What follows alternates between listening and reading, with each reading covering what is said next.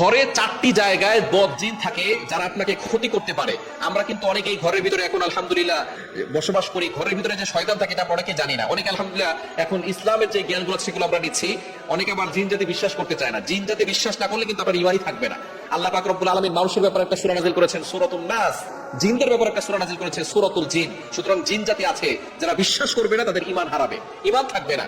আল্লাহ পাক রব্বুল আলামিন মানুষও দিয়েছেন, জিন জাতিও দিয়েছেন। বর্তমান চিকিৎসা বিজ্ঞান তারা আবার জিন জাতি বিশ্বাস করে না, তারা বলে এটা মানসিক ভারসাম্যহীনতা। কাউকে জিনে আসর করলে, জিনে ধরলে তারা বলে এটা মানসিক ভারসাম্যহীনতা, এটা একটা রোগী হয়ে গেছে। আসলে তারা জিন জাতি বিশ্বাস করে না, এই কারণে তাদের ঈমান নাই। সুতরাং আমরা মুসলমান হয়ে যদি আমরা বিশ্বাস না করি তাহলে আমাদের ঈমান থাকবে না। সুতরাং ঘরের ভিতরে আমাদেরকে সতর্ক থাকতে হবে। নিজের ঘর হলেও একটু সতর্কতা অবশ্যই চলতে হবে।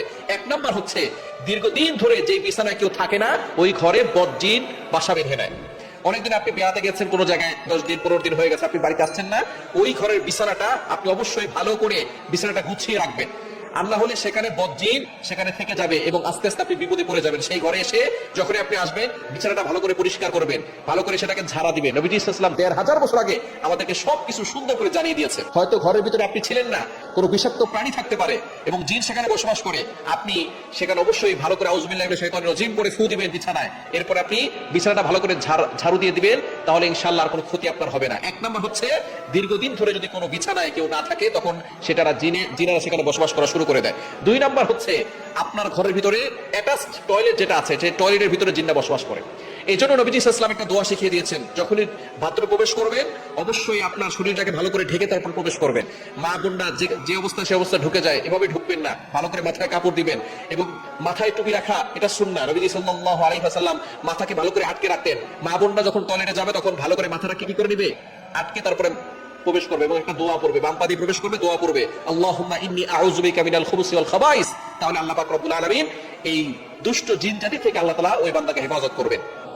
যখন কোনো ব্যক্তি দোয়া পড়ে, সাথে সাথে এই জিনদের মাঝে আর ওই বান্দার মাঝে আল্লাহ তাআলা একটা পর্দা ঢেলে দেন, শয়তান তাকে কোনো ক্ষতি করতে পারে না। সুতরাং যখনই টয়লেটে প্রবেশ করবেন তখনই আপনি এই দোয়াটা করবেন, আল্লাহুম্মা ইন্নী আউযু বিকা মিনাল খুবুসি ওয়াল খাবাইস। 3 নাম্বার হচ্ছে আপনার ঘরের ভিতরে রান্নাঘরে যেখানে আগুন জ্বলে সেখানে শয়তান থাকে, সেখানে থাকে। এই জন্য যখনই আপনি রান্নাঘরে যাবেন, বিশেষ করে গভীর রাতে রান্নাঘরে আপনি গেলে অবশ্যই সালাম দিয়ে যাবেন, আসসালামু আলাইকুম ওয়া রাহমাতুল্লাহ বলে যাবেন। তাহলে শয়তান আপনার কোনো ক্ষতি করতে পারবে না। শয়তান থাকলে সাথে সাথে সেখান থেকে চলে যাবে।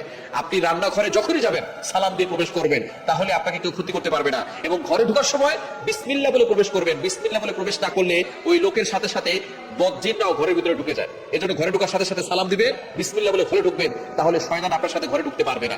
এবং 4 নাম্বার হচ্ছে দীর্ঘদিন ধরে যে কাপড়টা এলোমেলো করে যেখানে রেখে দিবেন, ওইখানে জিনেরা বসবাস করা শুরু করবে। এজন্য ওই কাপড়গুলো ভালো করে ধৌত না করে আপনি পরবেন না।